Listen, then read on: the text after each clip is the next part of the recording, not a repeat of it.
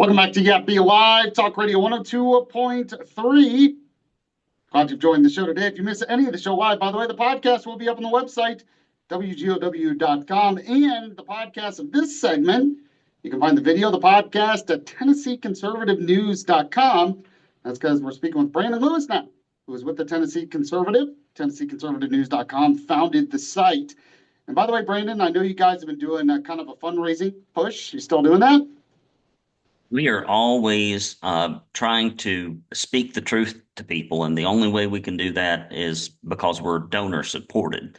And so if you appreciate our reporting, and we cover the legislature better than any other outlet in the state and further, from a conservative perspective, go to TennesseeConservativeNews.com, hit that support button. If you give $50 or more, we send you a proud conservative tumbler, a koozie, a directory, some bumper stickers, and our heartfelt thanks for keeping journalism alive in Tennessee. Nice. I didn't even know that. That's good. Yeah. I need a bumper sticker. I don't have a bumper sticker. Anyway, so I kind of predicted before you came on. I'm like, this first story, he's not going to be too happy about. And Brandon Lewis, knowing you, I'm like, he's not going to be happy about this. But I'm guessing you're not too surprised. And that's the fact that Tennessee Republican leadership, they have apparently gutted a bill allowing for disenrollment of illegal alien students. So this is upsetting but not surprising, is my guess, is what you're going to say. Because roughly 88, almost 90% of GOP primary voters who send these people to the legislature to do their will don't want this. They don't want to be paying $12,000 per student for illegal aliens who show up here with 3 kids. It's 36 grand a year. And all of a sudden they're in a school with native Tennesseans. It's overcrowded. It disrupts education because learning is not on par, rather. English is not on par. It has been destructive. It is the largest fiscal note that Tennesseans have to pay out of pocket for the inaction of GOP legislators, but it continues because they lack the will to fix the problem. So, I mean, they're kind of using an excuse that they might lose federal funding over this. I don't know why they would under Trump. I can imagine Trump would pull federal funding for this. Maybe I'm wrong on that. I don't know. It has been quite the shell game, and we have no documents from federal agencies or representatives with a declarative statement on this. I think this was more a matter of pressure.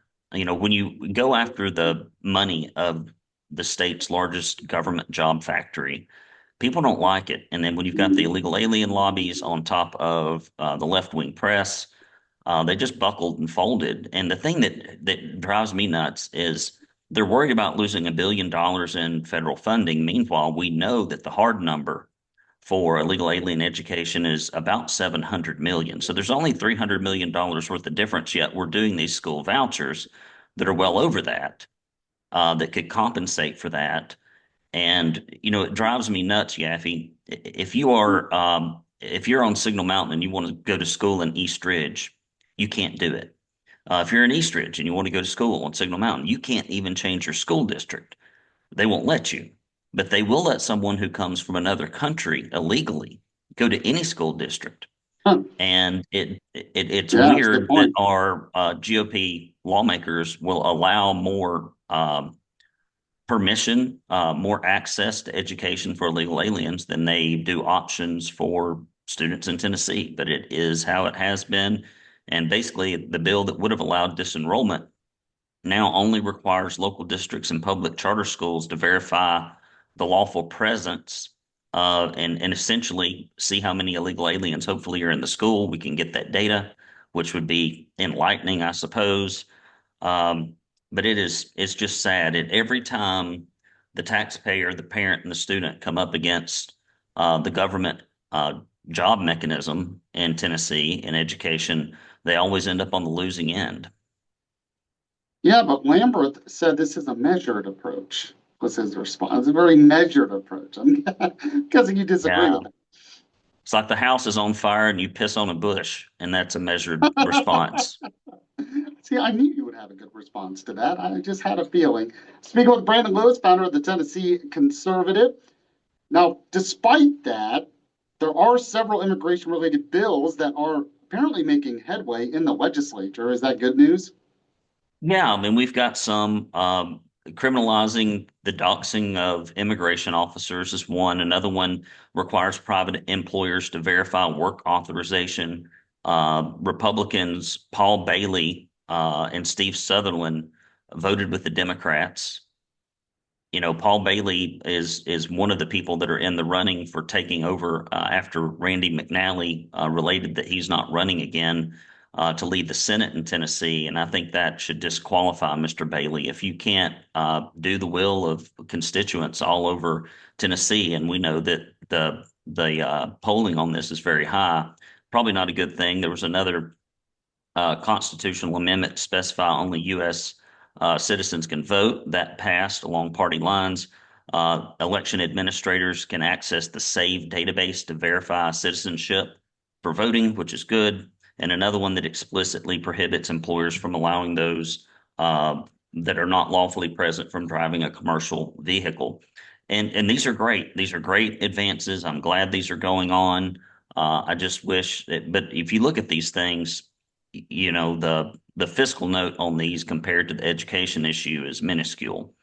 And every bill that goes through the legislature, Yaffee has, if it's got a fiscal note, it goes behind the budget. Yet for some reason, the biggest fiscal note in education, it just gets to sail right through year after year.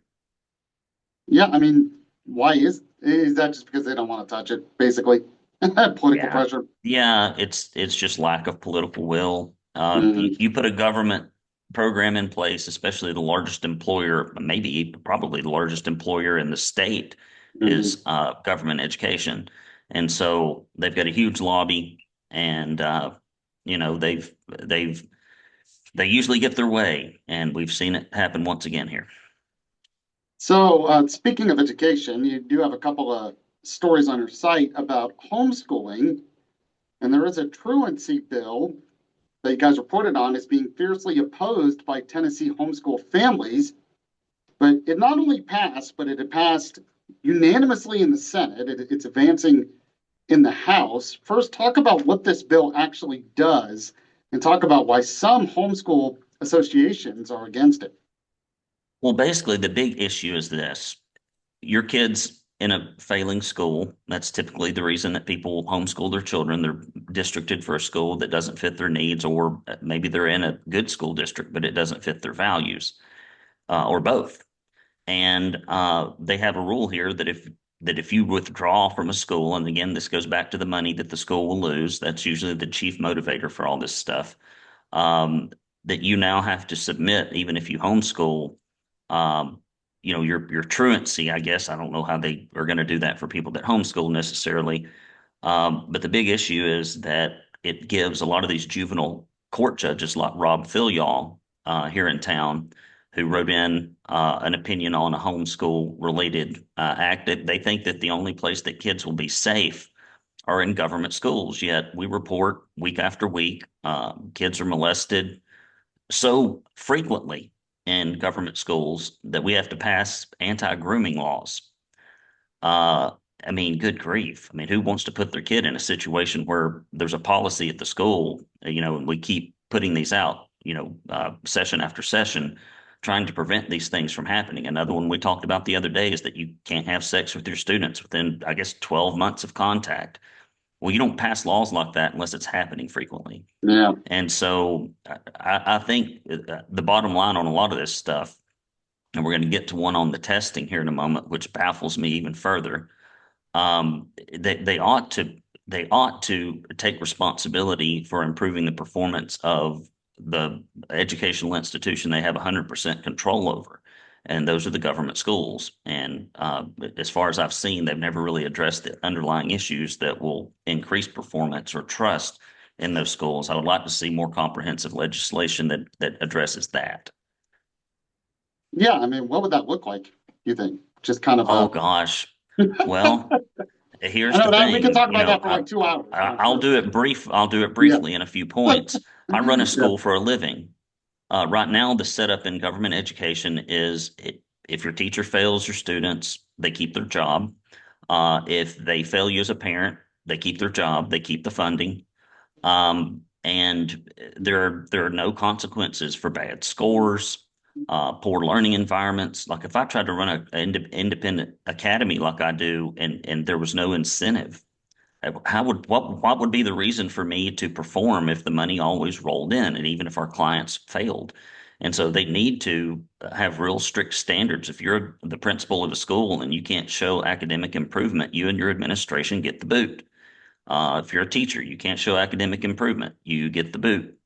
And they ought to give these guys the tools they need to discipline the classroom.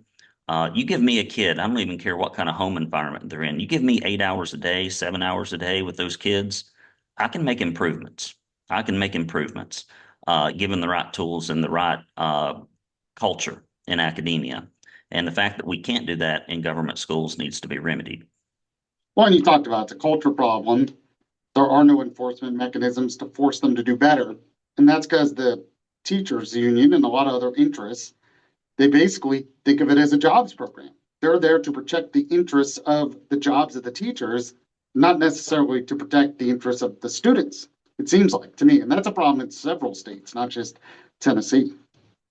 It's a complex service business, and the government does not do things very well that require high degrees of sophistication and customer service. Like that is not what they do well. Mhm. Infrastructure, fine. Policing, fine. It is something that the government never should have gotten into in the first place. I mean, people could collectively put little schools up, hire a teacher. I mean, we had better results when we had one teacher teaching an entire classroom of kids of various ages back in the 1800s. And now we've got all this technology, these beautiful buildings, this huge infrastructure, and we're doing worse for more money. And Mhm. that should be the real hot topic up in the legislature because it is the number one consumer of our tax dollars in Tennessee. Yeah, and they always say it's a money issue when schools are failing. Oh, we need more money. And of course, that's not, you and I both know better. It's No, not. our child went to a little private Christian school right down the road here on Signal Mountain with virtually zero overhead, one administrator, an assistant, and a bunch of teachers. And it was almost half of what it costs to educate a kid in Tennessee for taxpayer dollars. So the fact that that can't happen Mhm. is a fallacy that is often told. But parents don't do enough research to know that there are alternatives, and a lot of folks won't sacrifice the time or the money to educate their kids at home. It is a sacrifice, but boy, it pays big dividends. So I was going to say this too. Every time this issue comes up about failing public schools, I always think about how the government wants to get into healthcare. They want to control our healthcare system. And we're just going to think, we're going to think they're going to do great at that. They can't even educate and they're going to control our healthcare system. But We can't put pieces of paper in a mailbox affordably without that's running over right. budget That's and a get great it point. there on time. Meanwhile, the private competitors like FedEx and UPS deliver excellent customer Right. service and make a profit. And so Amazon it's too, yeah. not that it can't be done; it's that government can't do it. Yeah, real quick. Yeah, you had mentioned the last story here. Got about a minute, but another homeschool one where it would require a revamped standardized testing for Tennessee homeschool students. So the thing that kills me on this one, and Mr. Slater, we only got about 34% of kids in Tennessee schools that meet the standards that Mr. Slater is so worried about. Well, what happens when kids in government schools don't meet the standards? Nothing. They just pass the years. Hmm. They graduate functionally illiterate. I see it all the time when I used to teach at a local community school here early on in my career in business. People that have been in government schools for 13, 14 years can't punctuate a sentence, write three paragraphs, reading comprehensions in the toilet. 13 Yeah. years and roughly, $160,000. We can't teach the fundamentals. And we pass them along and do no service to them or their families. And so they're wanting to, you know, uh, I don't know what they're going to do. Is I guess is if your kids don't meet the standards, the solution in Mr. Slater's eyes is to put you in a learning environment where 66% of kids aren't meeting them now. I'm sure that'll fix it. That's a really good point. didn't think about that, but that's actually a really good point. Brandon Lewis, founder of the Tennessee Conservative. Subscribe today. Read the latest stuff. They keep up with the legislature better than anyone else. TennesseeConservativeNews.com. Brandon, appreciate it. As always, we'll talk to you again in the future. All right, I'll try to be more uplifting on the next call. I'm sorry. They make the news. I just report it. Well, I mean, yeah, it's kind of the nature of what it is today. For sure. Brandon, appreciate it. Talk to you again soon. Take care.